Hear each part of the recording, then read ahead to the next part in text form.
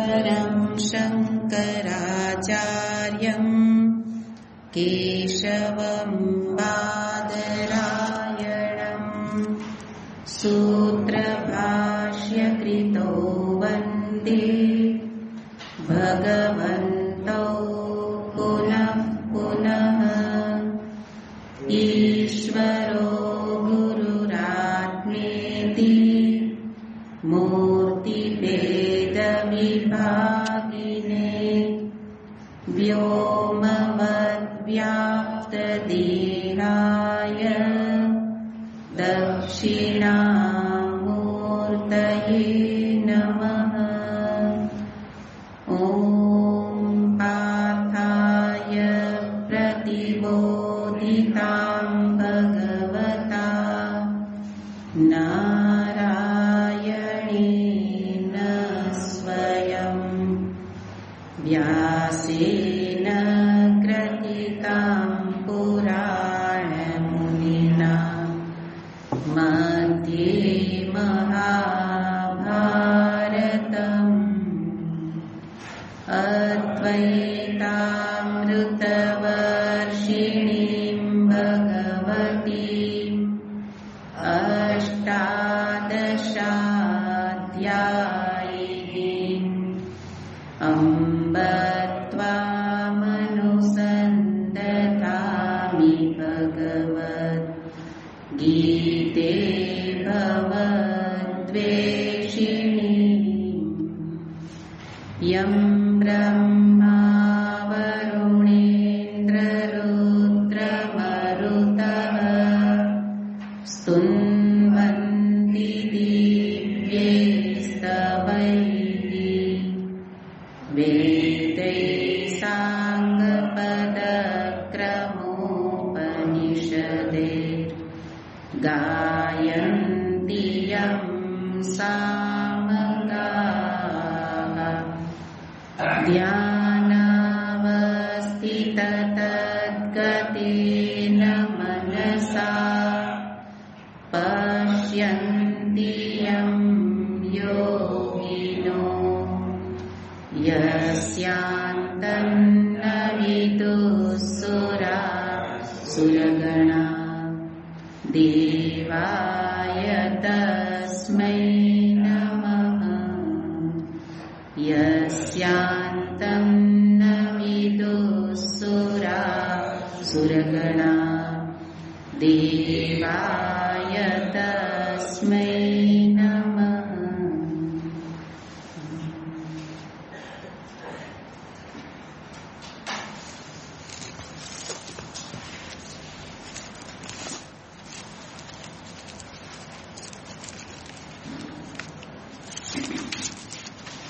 અઢારમો અધ્યાય 15મો શ્લોક.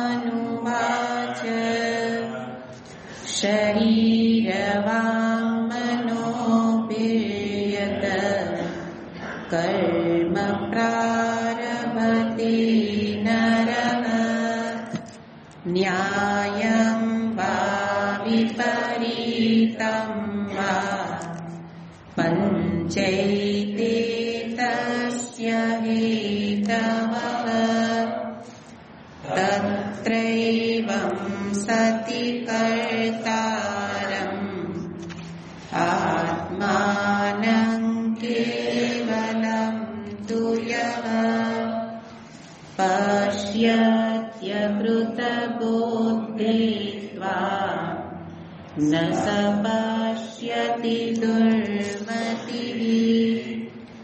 यस्य नाहङ्कृतो भावो बुद्धिर्यस्य न लिप्यते हत्वापि स इमान् लोकान् न हन्ति न निबध्यते।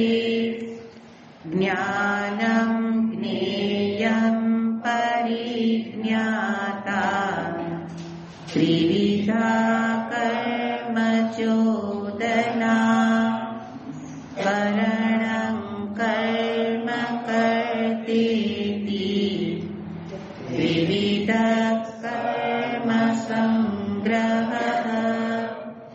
ज्ञानं कर्म च कर्ता च द्विधैव गुणभेदतः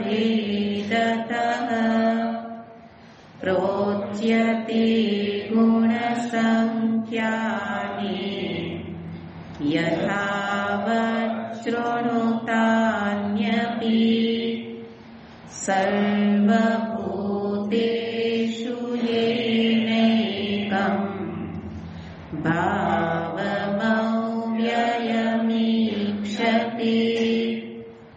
अविभक्तं विभक्तेषु तज्ज्ञानं विद्धि सात्विकम् पृथक्त्वेन तु यज्ज्ञानम् नानाभावान्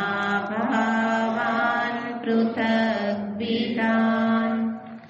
वेत्ति सर्वेषु भूतेषु तज्ज्ञानं विद्धि राजसम् यत्तु कृत्स्नवदेकस्मिन् कार्ये सक्तमहैतुकम् अतत्त्वार्थवदल्पञ्च तत्तामसमुदाहृतम्।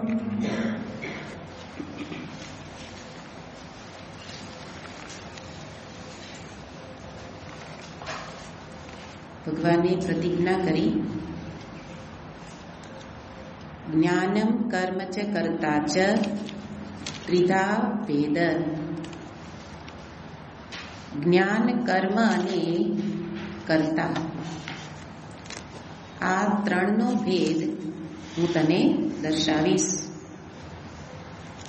અને કોના આધારે દર્શાવવું છે? ગુણ સંખ્યાને. એટલે ગુણનો વિચાર કરનારા સાંખ્યવાદી, સાંખ્ય દર્શન, કે જેણે સાંખ્ય દર્શનમાં ગુણનો પૂરતો વિચાર કર્યો છે. એટલે વેદાંત શાસ્ત્ર વિશેષ ગુણ ઉપર વિચાર કરતું નથી.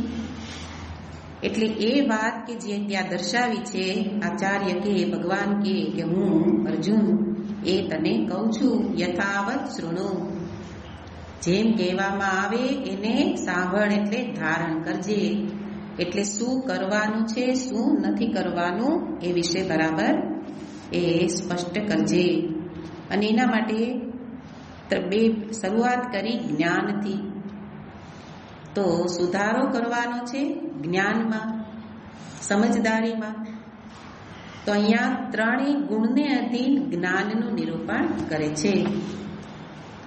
તો જ્ઞાનનો અર્થ સમજદારી, એટલે દરેક વ્યક્તિ સમજદારીથી જ વર્તન કરે છે. દરેકની સમજદારી જુદી જુદી છે, વાંધો ત્યાં છે. અને એ સમજદારીના આધારે એને નામ આપે છે કે એ સાત્વિક સમજ છે, રાજસ સમજ છે કે તામસ છે. તો સાત્વિક સમજદારી તો કે જે જીવનનું લક્ષ્ય છે એને બતાવ્યું કે અનેકમાં એકનું દર્શન. અને એ અનેકમાં એકનું દર્શન ત્યારે જ થાય કે જ્યારે અનેક મિથ્યા હોય. અનેકય સાચું હોય ને એક પણ સાચું, બે સત્ય ન હોય. તો અનેક માત્ર વ્યવહાર પૂરતા છે, નામ રૂપ. અનેક એટલે નામ અને રૂપ. તો અનેક નામ રૂપ એમાં એકનું દર્શન એ સાત્વિક દર્શન. અને એને કહ્યું અદ્વૈત દર્શન, અભેદનું દર્શન. તો અનેક નામ રૂપ ચૈતન્યમાં આરોપિત છે, ચૈતન્યમાં રહેલા છે. અને એ ચેતન સર્વમાં વ્યાપક છે એવું જે સમજે. તો અંતિમ સમજદારી અહીંયા બતાવે છે કે આ પ્રકારે જે સમજે, તો કે તો અમને હવે એટલી સમજ તો છે જ, આટલા ઉપનિષદ આટલા ગ્રંથોનું અધ્યયન કર્યું તો એ સમજ તો છે જ, પણ અહીંયા કે છે સમજ એટલેનો અર્થ આ જ્ઞાનનો અર્થ છે વ્યવહારમાં વણાયેલું જ્ઞાન. એને કાનમાં પડેલું નહીં, સાંભળેલું નહીં, પણ વ્યવહારમાં વણાયેલું જ્ઞાન. તો વ્યવહાર કાળે આ સમજ ટકે છે કે કેમ, તો એ સાત્વિક જ્ઞાન કહેવાય. નહીં તો સમજ તો એકને નહીં, નથી શ્રવણ કરતા એને ખબર છે ને સિયારામમય સબ જગ જાની, નારાયણ જ સર્વમાં છે. આ બધી વસ્તુ તો ક્યાં કોઈને શીખવવાની છે? તો એ જ્ઞાનની વાત નથી. વ્યવહાર કાળે ઉપસ્થિત એટલે બુદ્ધિમાં પ્રગટ થતું જ્ઞાન. એનો અર્થ જ્યારે એ વ્યવહાર કરે ત્યારે એની દ્રષ્ટિ એક ઉપર રહે છે કે અનેક ઉપર, એના આધારે આ નામકરણમાં ફેર પડી જશે. જો અનેક ઉપર દ્રષ્ટિ તો રાજસ જ્ઞાન, એક ઉપર દ્રષ્ટિ તો સાત્વિક જ્ઞાન. તો અનેકમાં એક વ્યાપ્ત છે અને એ સમજવું અને સાથે એ પ્રમાણે જોવું, એવી દ્રષ્ટિ મેળવવી, દ્રષ્ટિ કરવી. તો અહીંયા દ્રષ્ટિનું મહાત્મ્ય છે ને એટલા માટે દર્શનનો અર્થ જ છે દ્રષ્ટિ.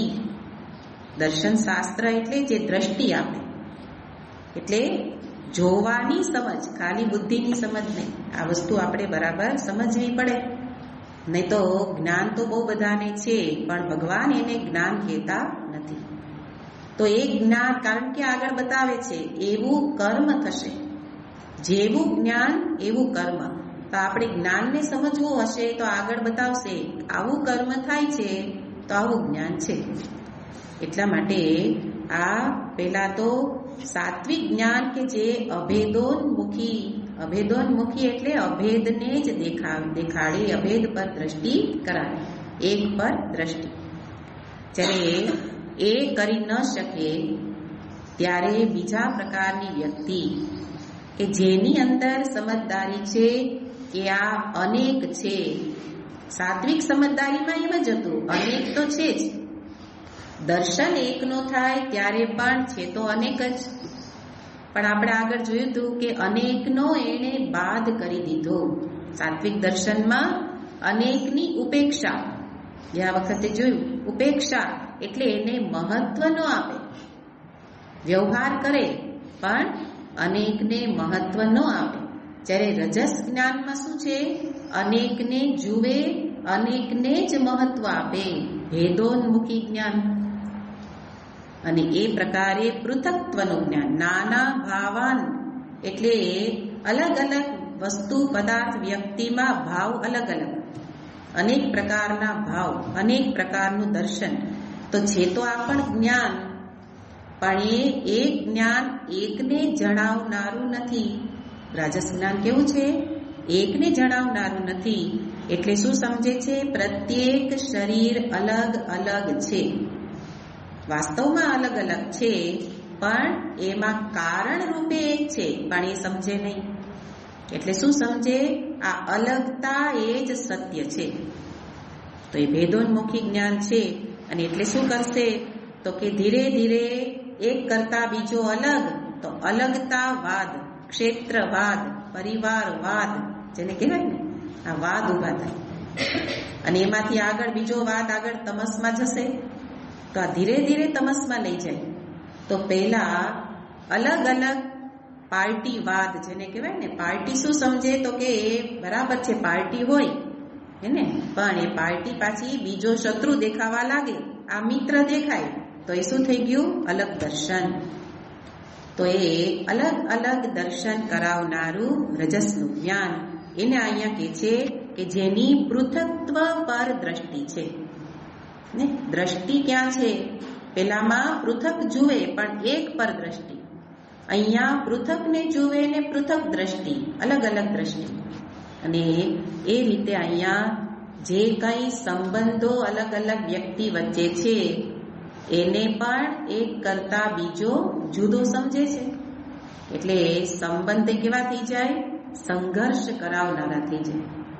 રજસ જ્ઞાનમાં સંબંધ, સાત્વિક જ્ઞાનમાં સંબંધોને સંભાળી શકાય. કેમ સંભાળી શકાય, કારણ કે એના માટે પરમ સત્ય નથી. એ કાંઈ સાચી રીતે સંપૂર્ણ એ કાંઈ અલગ નથી એવું સમજે છે. એટલે સંબંધને સંબંધની રૂપે જુએ. પણ રજસમાં શું છે? સંબંધને સાચા માને છે, એટલે એ બરાબર સંભાળી શકે નહીં. સંબંધ સંઘર્ષનું કારણ બની જાય. આ અલગતાવાદ એનું આ પરિણામ ને. એટલે ધીરે ધીરે પછી એક પરિવારથી બીજો પરિવાર અલગ, એમ એક દેશથી બીજો દેશ, એક દેશમાં પાછા ટુકડા ને. તો દેશ દેશ વચ્ચે સંઘર્ષ ઉત્પન્ન થાય. એનું કારણ છે કે આ પ્રકારનું પૃથક્ત્વ દર્શન છે. અને એવી રીતે સંબંધોને શું કરે? પોતાના કામ માટે ઉપયોગ કરે. સગવડ મુજબનો સંબંધ. અલગતા દર્શનમાં બધું પરિણામ છે કે સંબંધોમાં અત્યારે તિરાડો પડી હે ને. એનું કારણ શું છે કે કામ પૂરતો સંબંધ, એનો યુઝ કરી લ્યો, ઉપયોગ કરી લ્યો, પછી છૂટા. તો આ બધા પરિણામો રજસ દર્શન. પૃથક દર્શન, પણ પૃથકને જ સાચું માનવું, અનેક આત્મા માનવા, અનેકને એક કરતા બીજો જુદો સમજવો, આ એના મૂળમાં આ દર્શન છે. અને એ રીતે જ્યારે જરૂર પડી, અત્યારે ભારતની જરૂર પડી તો વિદેશમાં રહેતા બધા ભારતીય થઈ ગયા હે ને. અહીંથી ગયા ત્યારે ભારતીય નહોતા, પણ ન્યા યુદ્ધ ફાટી નીકળે તો અમે ભારતીય, અમને લેવા આવો. શું કામ? કામ માટે સંબંધ. પણ જ્યારે પોતાની સગવડ, પોતાનું સલામતી, સુખ જુએ તો ત્યાં, ધન જુએ તો ત્યાં, ત્યારે એ દેશ મારો. અને પછી યુદ્ધ નીકળે તો કે અમારો આ ભારત દેશ. આ છે રજસ દર્શનનું પરિણામ. અને એ રીતે એનાથી આગળ હજી બતાવે છે કે કદાચ એને તો તમસમાં જ લઈ જવા પડશે, રજસમાં નહીં ચાલે. કારણ કે એની એ પ્રકારની જે માનસિક સ્થિતિ છે એ આગળ બતાવે છે કે એ તો તામસિક સ્થિતિ છે.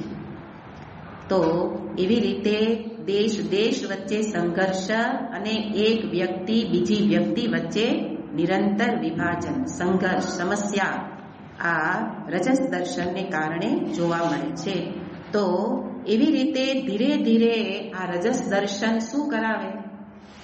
તો કે બુદ્ધિને એટલી કુંઠિત કરી દે, એટલી સીમિત કરી દે, પૂરી દે એકમાં જ, કે આગળ જતા એ તમસ દર્શનમાં પરિણમિત થઈ જાય. અનેકને સાચા માનવા, તો કે એમાં શું વાંધો? તો કે વાંધો એ છે કે એ અનેકમાંથી પોતે એક, અને પછી હવે એ અનેક દૂર અને હું એક જ હે ને. તો આપણે પેલા દ્રષ્ટાંત દ્વારા જોયું હતું, પ્રશ્નો દ્વારા, સ્વામીજીને પૂછેલા પ્રશ્નોથી, કે કોઈ નહીં, હવે હું એક જ. તો એ દેહાભિમાનને ધીરે ધીરે પુષ્ટ કરે અને એ ક્યાં જઈને ઉતરે? તો એનું ફળ આગળ તમસ જ્ઞાનમાં બતાવે છે. એક વખત શ્લોક વાંચી લઈએ, 22મું શ્લોક. યત્તુ કૃત્સ્નવદેકસ્મિન કાર્યે સક્તમહેતુકં અતત્વાર્થવદલ્પંચ તત્તામસમુદારુતમ. યત્તુ દરેકમાં આવે તું, તું એટલે પરંતુ, એટલે આગળની વાત કરતા અલગ. પરંતુ કે ને એટલે આમ છે, પણ એની જેમ સંસ્કૃતમાં શું કે તું. પેલો તો અલગમાં અલગનું દર્શન કરે છે, અનેકમાં અનેકનું દર્શન કરે છે, અને એનાથી પણ આગળ આ વ્યક્તિ, આ તમસ દર્શન, યદ કૃષ્ણવત એકસ્મિન કાર્યે સક્તમ. આ વ્યક્તિ કેવો થઈ ગયો? તો કે યદ જ્ઞાનમ. કારણ કે જુઓ કે આની અંદર જ્ઞાન શબ્દ ભગવાને વાપરેલો નથી. છે તો જ્ઞાનનો ત્રીજો પ્રકાર, પણ ભગવાનના મતે એને થયું હશે કે આને જ્ઞાન કેવું કે શું કેવું હે ને. જ્ઞાન એટલે સમજદારી. એક રીતે જુઓ તો તમસ સમજદારી છે, એટલા માટે યત્નો અર્થ કર્યો જ્ઞાન. આ જ્ઞાન, જે જ્ઞાન શું કરાવે? તો કે છે એકસ્મિન કાર્યે કૃષ્ણવત સક્તમ. એકસ્મિન કાર્ય શબ્દ પ્રયોગ બદલે છે એની ઉપર જુઓ તો પણ જ્ઞાનનો ભેદ સમજાય. એને પેલામાં શું હતું કે અવિભક્તમ વિભક્તેષુ અવિભક્તમ, સાત્વિક જ્ઞાનમાં અવિભક્તમ વિભક્તેષુ, તો દર્શન હતું અવિભક્તનું, એકનું. રજસમાં શું દર્શન હતું તો કે નાના ભાવાન પૃથક વિધાન, અનેકનું દર્શન હતું. અને અહીંયા અનેકનોય નહીં, અનેકમાં રહેલા એકનોય નહીં, અનેકને તો છેદ જ ઉડાડી દીધો. અનેક જેવું કંઈ છે જ નહીં, હું જ માત્ર છું. અને હુંનો અર્થ અહીંયા કર્યો ભગવાન. કોઈ અહીંયા જળ ચેતન એવા વિભાગ નથી કરતા, એટલે બધાને ભેગા કરી શબ્દ પ્રયોગ કર્યો કાર્યે. કાર્ય, કાર્યનો અર્થ શું તો ભગવાન ભાષ્યકાર કહે છે કાર્ય એટલે દેહે, એટલે દેહમાં અથવા તો એ દેહની બહાર. એટલે એક દેહ પૂરતો પોતાને જેણે સીમિત કરી દીધો. આખું જગત શું છે? પરમાત્માનું, એ માયાનું કાર્ય છે. અને કાર્ય એટલે જેનું સર્જન થયું છે. તો પંચભૂતમાંથી જેનું સર્જન થયું, એટલે આખી તત્વબોધમાં જે કંઈ સૃષ્ટિ રચના બતાવી કે અપંચીકૃત પંચભૂત, એટલે એક એક અલગ અલગ ભૂત, એમાંથી સૂક્ષ્મ શરીરોની રચના થઈ. અને પાંચે ભૂતોનું પંચીકરણ કરી અને એમાંથી આ દેખાતા સ્થૂળ શરીરોની રચના કરી. તો એ સ્થૂળ શરીરની રચનાને કહેવાય કાર્ય.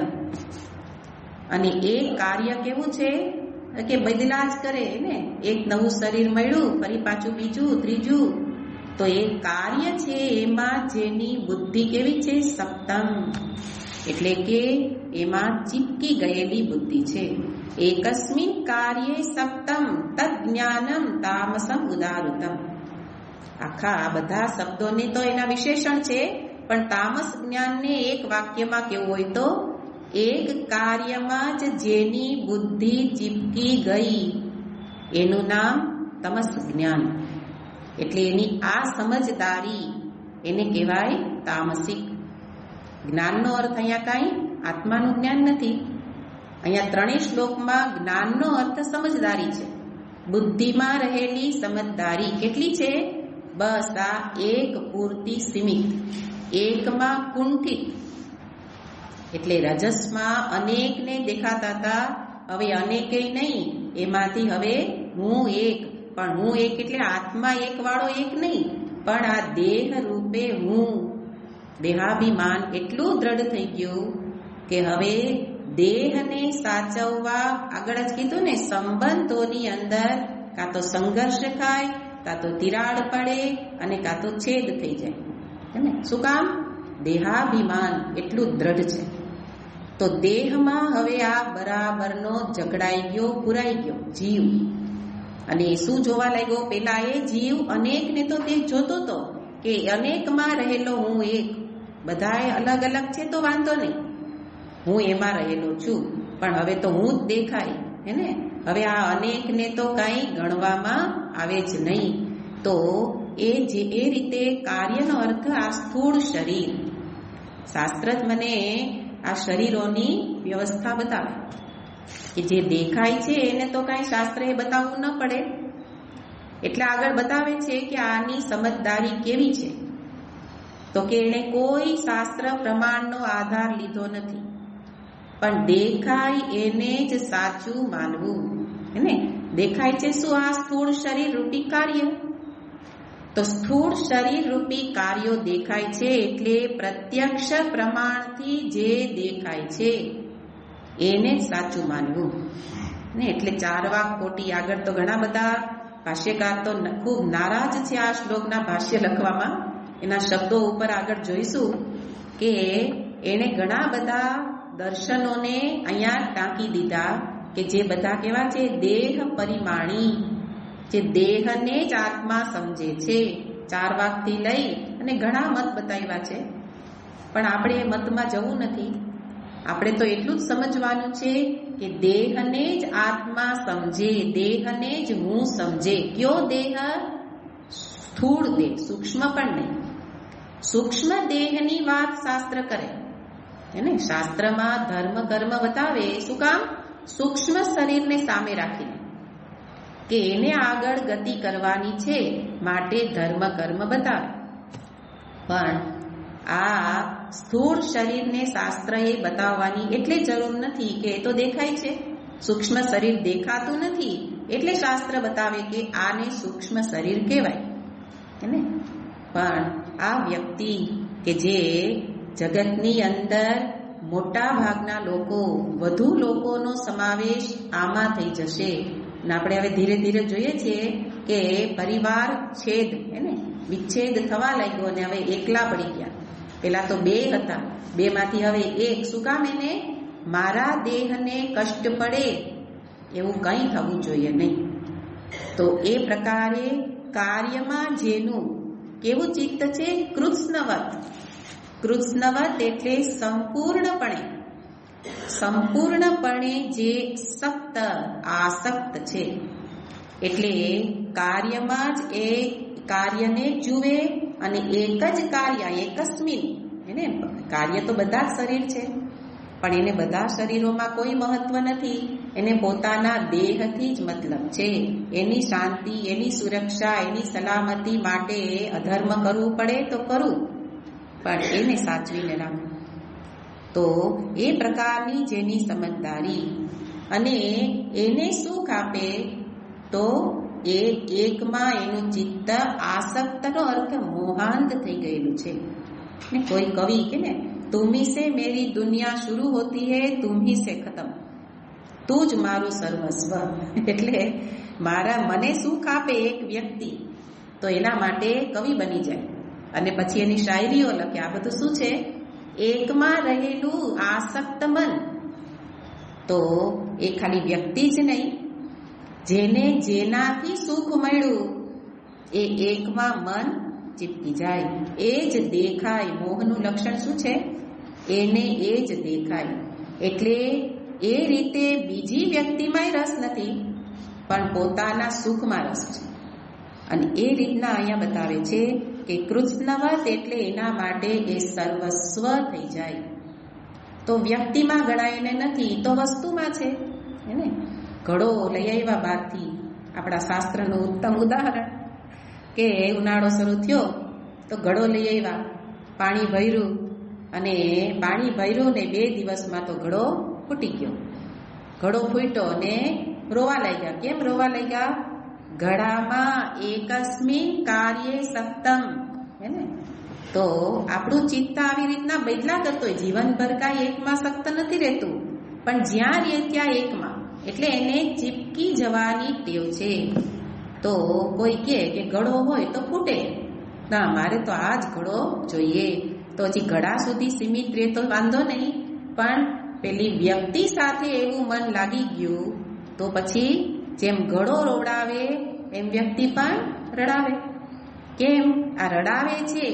રડવું એ અલગ વસ્તુ છે, એ તો કરુણા કે દયા ચિત્તમાં હોવી જોઈએ, પણ એ રડવા પાછળનું ચિત્તમાં ભાન, સમજદારી શું છે કે એ મારી દુનિયા હતી. હેને? આ એક જ મારી દુનિયા હતી, હવે મારું કોણ? તો આ ભાવ શું છે?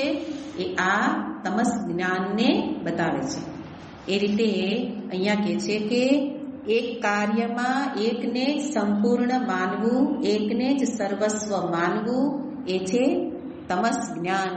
તો કે એનું કારણ શું? એકને જ સર્વસ્વ શું કામ માને? તો કે સપ્તમ, એમાં આસક્તિ છે.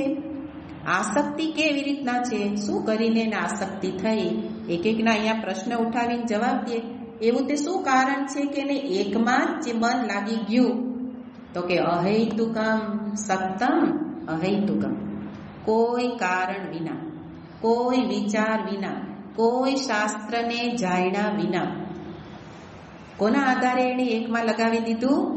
એના પૂર્વના સંસ્કાર, ચિત્તની આસક્તિ. એ કોઈ કારણને ન જુએ, બસ મને ગમે છે તો ગમે છે. હે ને? આ પ્રકારે એટલે વિચારવાની માથાકૂટ કોણ કરે? જેમાં મન લાગ્યું એમાં વિચારવાનું આવે નહીં.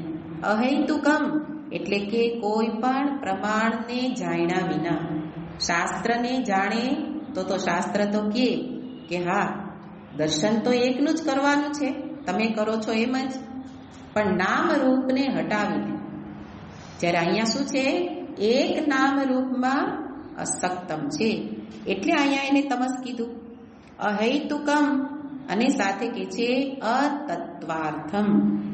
તત્વ એને અહૈતુકમ એટલે એને કોઈ તર્ક નથી, એની અયૌક્તિકમ, યુક્તિ તર્ક વાપરા વિના બુદ્ધિને ગમી ગયું ને મન લાગી ગયું, તો કોઈ વિચારનો અભાવ છે અને એની સમજદારી કેવી છે, અતત્વાર્થમ.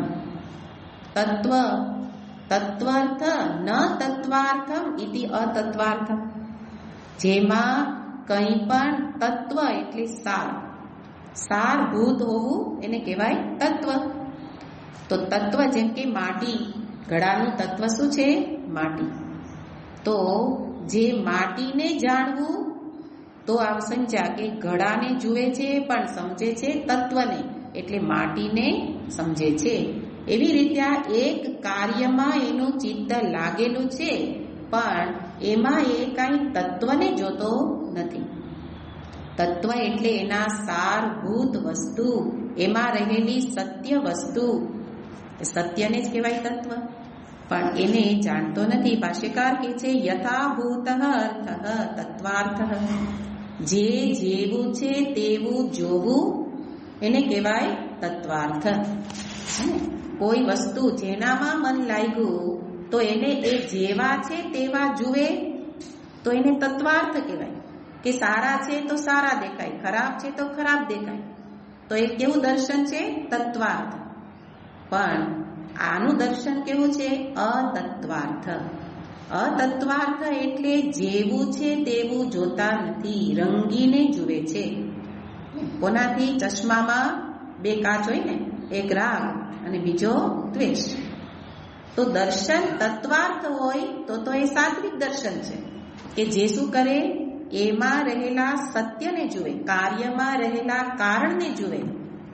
પણ આનું દર્શન અતત્વાર્થ એટલે એમાં રહેલા સત્યને ન જુએ, પણ એને જોવું હોય એટલું જ જુએ.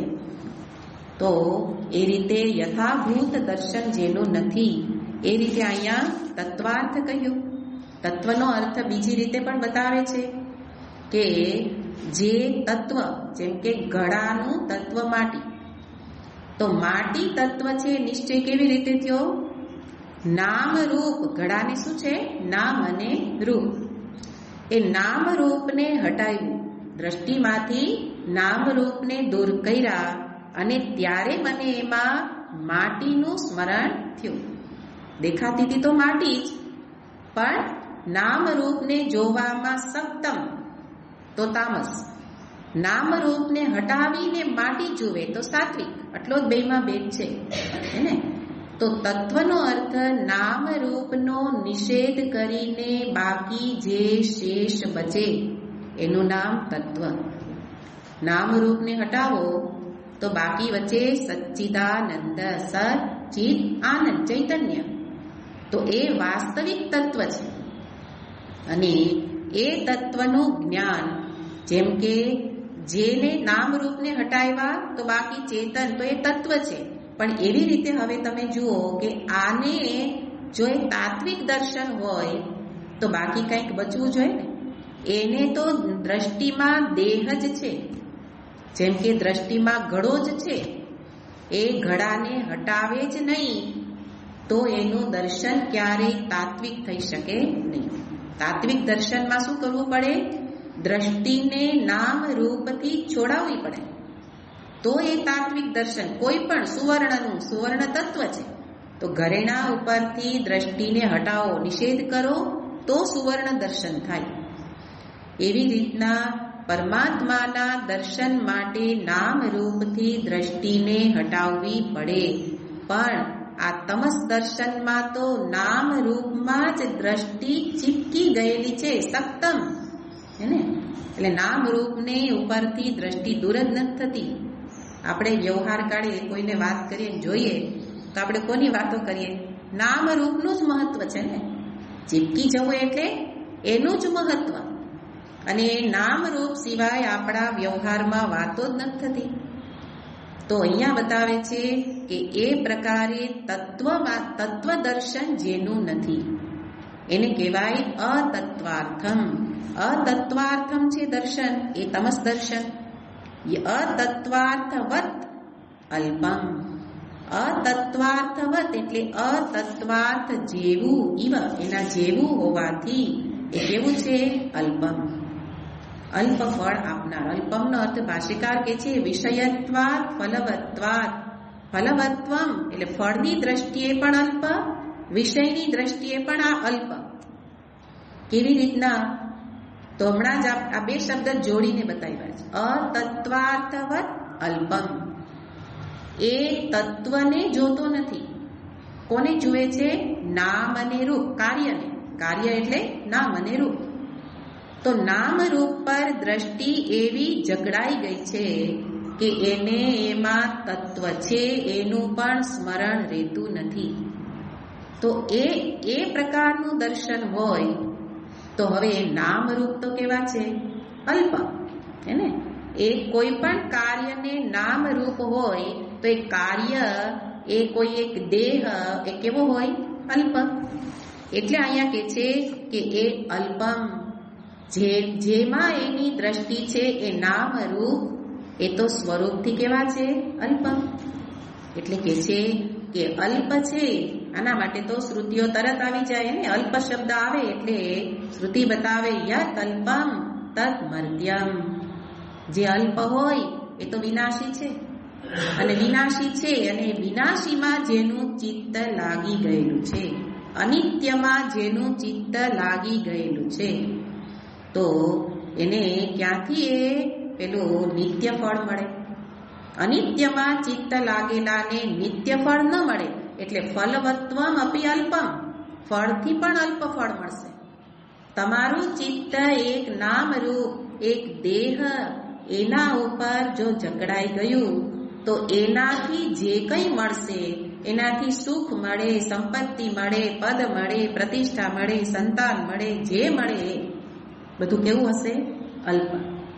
તો આપણને આવી રીતના કોઈ વ્યક્તિ તરફથી જે કંઈ મળે છે એ ટકતું નથી.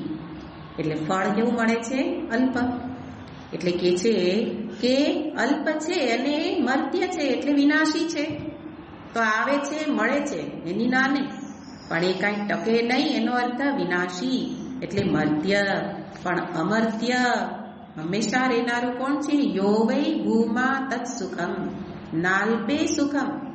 શ્રુતિ કે ભૂમા પરમાત્મા, જે વ્યાપક પરમાત્મા, એને જે જુએ તો એમાં યો વૈ ભૂમા તત્ સુખમ, તો એ સુખ નિત્ય છે. ન અલ્પે સુખમ, અલ્પમાં ક્યારેય પણ સુખ ટકે નહીં. પણ આ વ્યક્તિને અલ્પને અધીન અસીમ સુખ જોઈએ છે.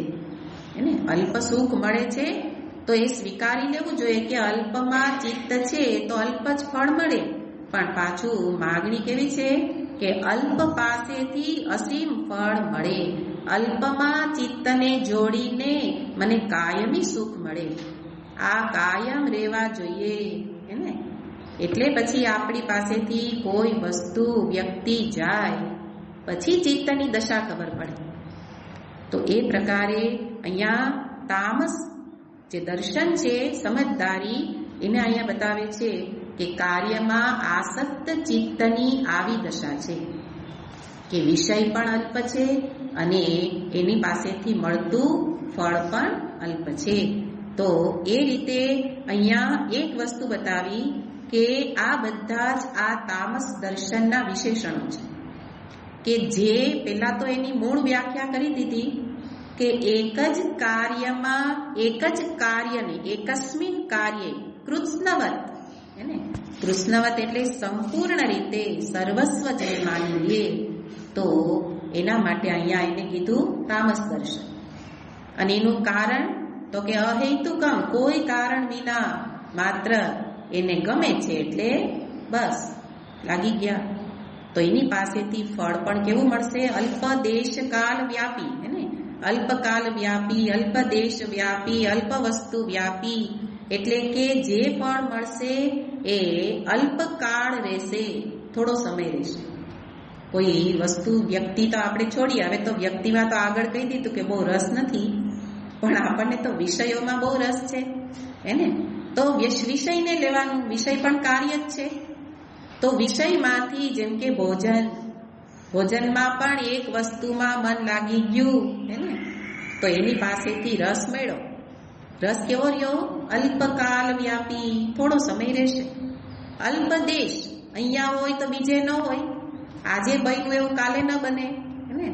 અને અલ્પ વસ્તુ, આજે આ એક મળ્યું તો બીજું ન મળે, વસ્તુથી પણ પરિચ્છિન્ન, બધું મર્યાદિત, બધું મળશે. અને આપણે પછી શું કરીએ કે સંસારનો નિયમ છે કે એ તો એવું જ હોય ને. અને અમે તો કેવા સંસારી, એટલે સંસારમાં તો આવું જ ચાલે, પણ છતાંય એટલું તો એટલું મળે છે ને. એટલે આપણે શું કરી લીધું? સંતોષ. આ સંતોષ છે ને એ વ્યક્તિની ઉન્નતિમાં મોટો બાધક છે.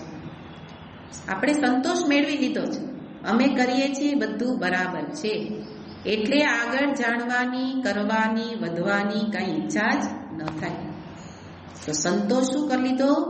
જે સુખ મળ્યું ઘણું, જેટલું ધન મળ્યું ઘણું, હે ને, તો એ તો કાયમ અલ્પ જ રહેવાનું છે. એટલે અહીંયા કે છે એમાંથી આ સમજાવીને કેવું છે શું? એમાં આગળ જ કહી દીધું, તત હેયમ, આ અલ્પમાં બુદ્ધિને છોડાવો. આ વસ્તુ વ્યક્તિને છોડાવવાથી નહીં થાય. વસ્તુ વ્યક્તિ તો ભલે જેવી છે તેવી, પણ એમાંથી છોડાવોનો અર્થ એમાં રહેલી આસક્તિને છોડાવો. તો શું થશે? તત્વનું દર્શન પછી થઈ શકશે, નહીં તો ત્યાં સુધી અતત્વમ. તો અહીંયા આવી રીતના દેહને જ સર્વસ્વ માનનારા લોકો, દેહ પરિમાણી જીવ, જીવ જ અંતિમ છે એને, એટલે દેહમાં રહેલો છે એ જીવ, એ જ અંતિમ છે, એવી રીતના જે માને છે. તો એના માટે અહીંયા ભગવાન કહે છે કે એક મહાત્માએ સરસ શબ્દ વાપર્યો કે દેહ છે એ ઘડો નહીં પણ હાંડી છે, હે ને. તો આપણે હાંડી વાપરીએ ને, તો કે દેહ ઘડો નહીં પણ હાંડી છે.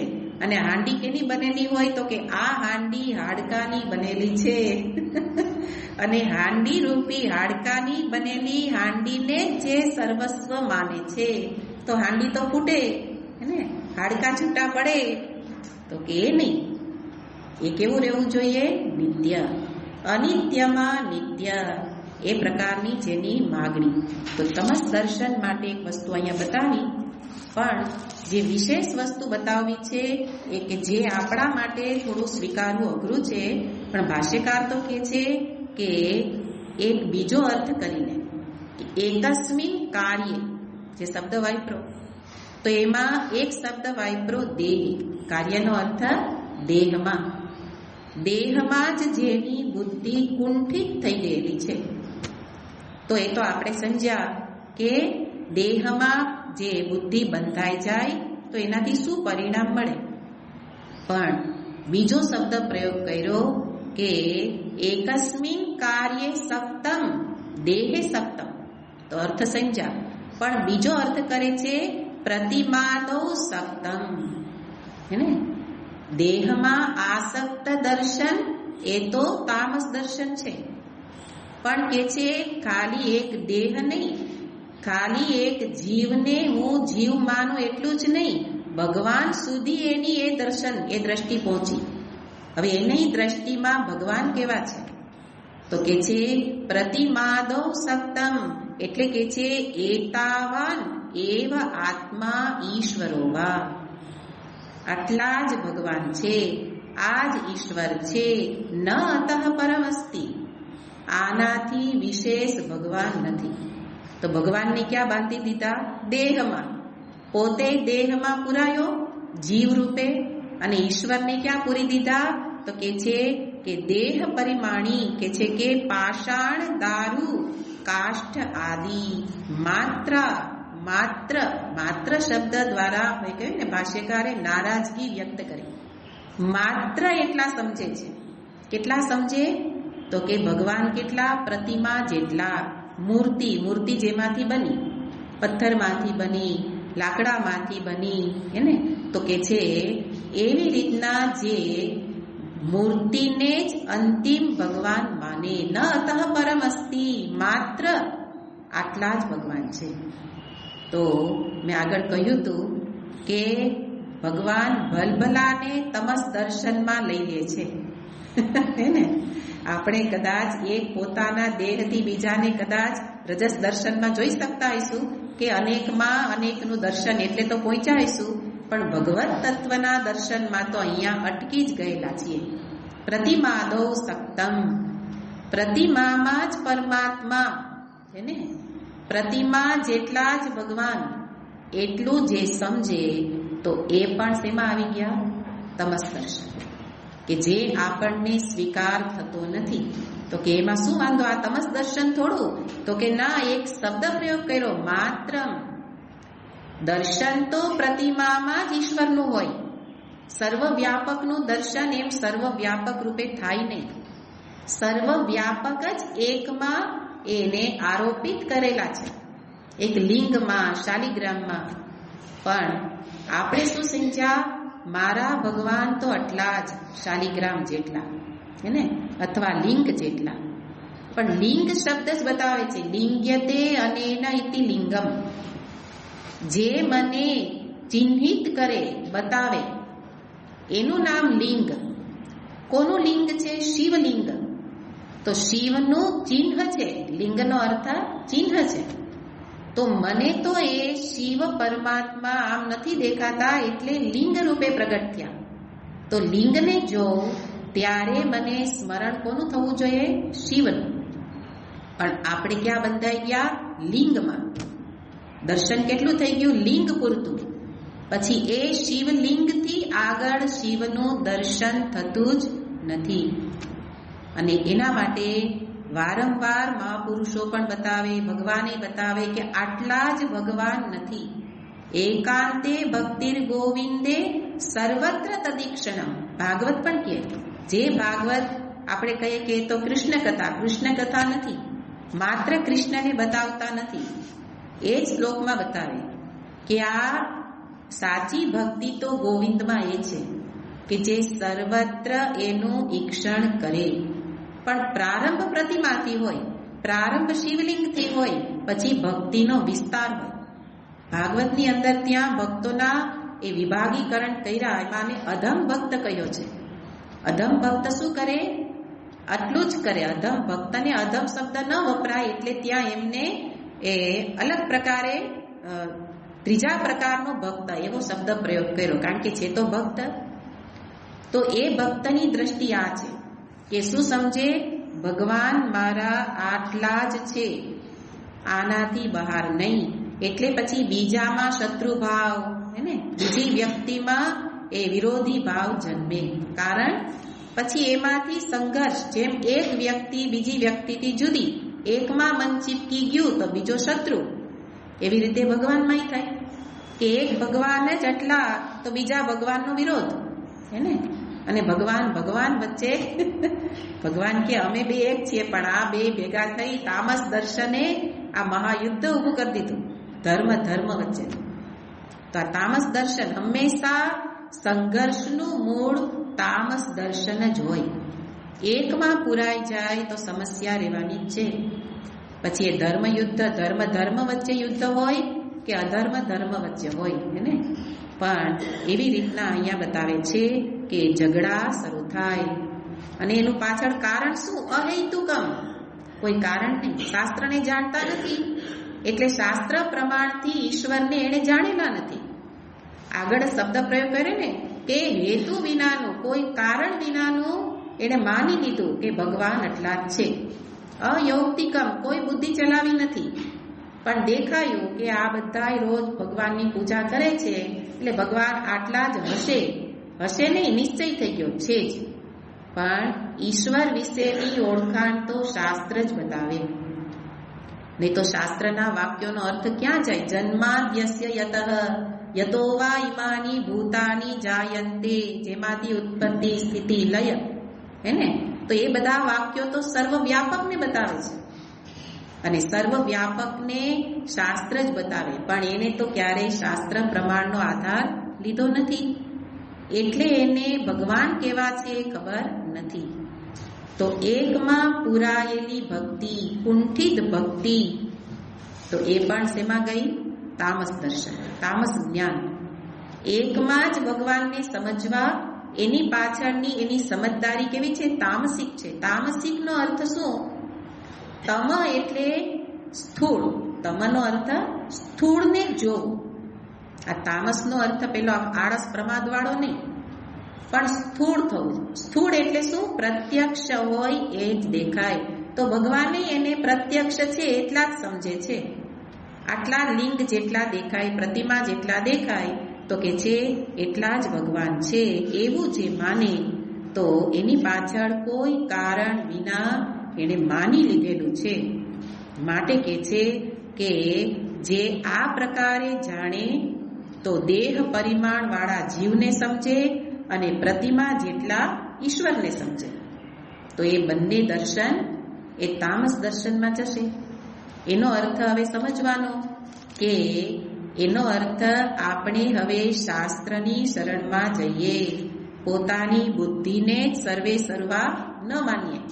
શાસ્ત્ર શું કહે છે જાણો તો મને સમજાય કે એ જ કહે છે જીવ કોણ છે, જગત કેવું છે, ઈશ્વર કેવા છે. અને એ ત્રણેય વસ્તુને અહીંયા બતાવે છે કે જેને એના વિશે સંપૂર્ણ જ્ઞાન નથી. એટલા માટે ભાષ્યકારે કીધું ને કે થોડા નારાજ થઈ એક વાક્ય બરાબરનું ઉમેરે છે કે આવું દર્શન કોણ કરે? એક પ્રતિમા જેટલા ભગવાન સમજે એ કોણ છે? એક દેહ જેટલો જ જીવને પોતાને કુંઠિત સમજે કોણ છે? તો કે છે અવિવેકીનામ ઈદૃશઃ જ્ઞાનમ દૃશ્યતે. આવું જ્ઞાન છે તો કોનામાં હોય? અવિવેકીમાં. જેણે બુદ્ધિમાં વિવેક જાગૃત નથી થયો. વિવેક એટલે સત્ય, મિથ્યા, નિત્ય, અનિત્ય, એ વિવેક નથી. તો એવી અવિવેકી બુદ્ધિ જ આ પ્રકારનું તામસિક દર્શન કરે. એટલે આ રીતે અહીંયા બતાવવું છે કે ધીરે ધીરે ફરી દરેકનો અર્થ આપણે આગળના શ્લોકમાં લઈ જવાનો સાત્વિક દર્શનમાં, કે જ્યારે હવે આપણે સમજતા નહોતા, હવે સમજ્યા, ત્યારે પહેલા રજસમાં અને પછી સત્વમાં પ્રવેશ કરવો જોઈએ. સત્વ શાસ્ત્ર બતાવી શકે સાત્વિક દર્શન શું છે. તો શાસ્ત્રએ કહ્યું અનેકમાં એક એ સત્ય છે, અનેક કેવું છે? મિથ્યા. અનિત્ય એક નિત્ય. આ વિવેક કરવા, અવિવેકીની આ દ્રષ્ટિ છે તો હવે વિવેક કરવાનો. અને વિવેક કોની વચ્ચે? સત્ય, મિથ્યા, અનેક, એકની વચ્ચે. સાચું શું, ખોટું શું, સારું શું, ખરાબ શું, નિરંતર જાણવાનો પ્રયત્ન કરતા રહીએ તો કે છે ધીરે ધીરે દ્રષ્ટિને આ વિશેષ ઉપરથી હટાવો. આ બધા વિશેષ એટલે એક કરતા બીજો અલગ. એ વિશેષમાંથી દ્રષ્ટિ હટાવી સામાન્ય ઉપર દ્રષ્ટિને લઈ જાઓ. એના માટે દ્રષ્ટાંતોમાં આવે છે, વ્યવહાર કાળે પણ પ્રયોગ થાય, ફૂલને માળા જોઉં, ફૂલ ઉપરથી દ્રષ્ટિ હટાવું, દોરાનું સ્મરણ કરું. એવી રીતે ભગવાનના દર્શનમાં લિંગનું દર્શન કરું, શિવનું સ્મરણ કરું કે શિવ કેવા છે, જે મારા ઈષ્ટદેવ છે, જે કોઈ ઈષ્ટદેવ છે. દર્શન કરું ત્યારે મારા મનમાં દર્શન સાત્વિક દર્શન તો કહેવાય, સાચું દર્શન તો કહેવાય કે આધાર મેં લિંગનો લીધો અને ચિંતન મેં શિવ સ્વરૂપનું કર્યું કે આ પ્રભુ એટલા જ નથી, એને ખાલી મંદિરમાં નથી પણ મંદિરમાં દરેકના હૃદય મંદિરમાં બિરાજો છો. તો હવે દરેકના હૃદય મંદિરમાં બેઠા હોય તો દરેક સાથે કેવો વ્યવહાર થાય? ક્યાંય સખ્ત ન થવાય, એને પણ નથી દેખાતું એટલે એકમાં સખ્ત.